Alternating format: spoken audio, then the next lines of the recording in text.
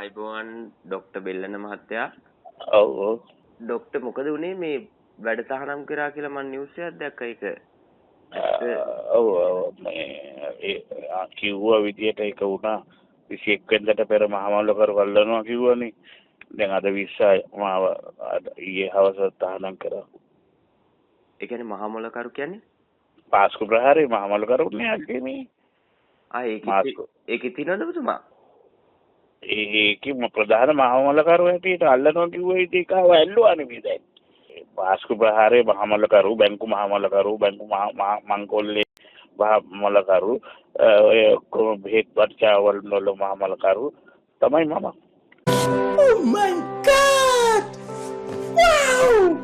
දැන් ඔබතුමා නිදහස් නේද? ඉතින් අර මේ UMP එකේ රනිල් වික්‍රමසිංහත් එක්ක වැඩ කරගෙන ඉන්න පුළුවන්. කොහෙද සිරිකොතද ඉන්නේ? ඔව් සිරිකොතත් ඉන්නවා. අද සජබෙත් මේ මම දැක්ක විපක්ෂ නායක මං වෙනුවෙන් කතා කරනවා, නාමලුත් කතා කරනවා. ලොකු දෙයක් ඔක්කොම විපක්ෂ එකතු වෙලා තියෙන එක. ඔව් දැන් පැත්තක් කොහෙ. එතකොට ඔබතුමා යන්නේ මොන කඳවුරටද දැන්? ඔක්කොම කතා කරනවලු දැන්. ඔක්කොම එක වේදිකාවෙන් ඉන්නේ. ඔව්.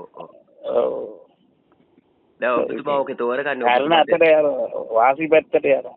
නෑ බෙල්ලන මහත්තයා මේ දැන් ඔය මේ දැන් ඕක දැන් වැඩ තහනම් වුණානේ. දැන් ඕක මේ එකක් වෙලා පව් ඇප්‍රිල් එකක් දානවද ඔබතුමා?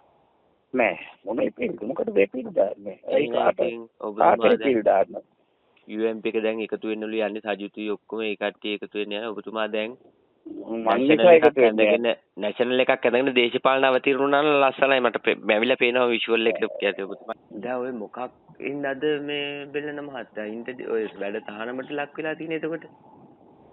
පෙරවානට ලක් වෙලා තියෙන්නේ ඉතින් මේ පාස්කු ප්‍රහාරේ මහමල්ලකරු හැටියට සම්බන්ධයි කියන්නේ.